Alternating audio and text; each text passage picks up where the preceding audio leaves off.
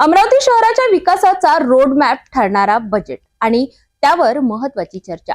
स्थायी समितीच्या बैठकीत नागरिकांच्या गरजांवर भर। नेमकं काय ठरलं या बैठकीत पाहूया सविस्तर।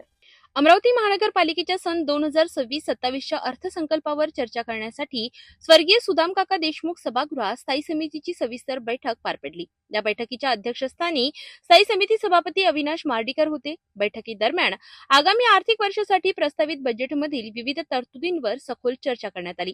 सभापती अविनाश मार्डीकर यांनी बजेटमधील प्रत्येक मुद्द्याच्या बारकाईने आढावा घेत ते अधिक नागरिकाभिमुख करण्याचे आवाहन केले।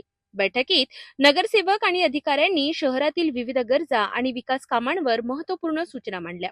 स्वच्छता व्यवस्था सुधारणा, रस्ते आणि पायाभूत सुविधा, महानगरपालिका शाळा आणि आरोग्य केंद्रे यासाठी निधी वाढवण्यावर भर देण्यात आला। तसेच सार्वजनिक वाहतूक व्यवस्थेच्या सुधारणेसाठीही प्रस्ताव मांडण्यात आले। या बैठकीत प्राप्त सूचनांच्या आधारे संबंधित अधिकारी अर्थसंकल्पात सुधारणा करणार आहेत आणि सुधारित बजेट पुढील आमसभेच्या बैठकीत मंजुरीसाठी सादर करण्यात येणार आहे। या प्रक्रियेमुळे अर्थसंकल्प अधिक पारदर्शक आणि कार्यक्षम होईल असा विश्वास समितीच्या सदस्यांनी व्यक्त केलाय।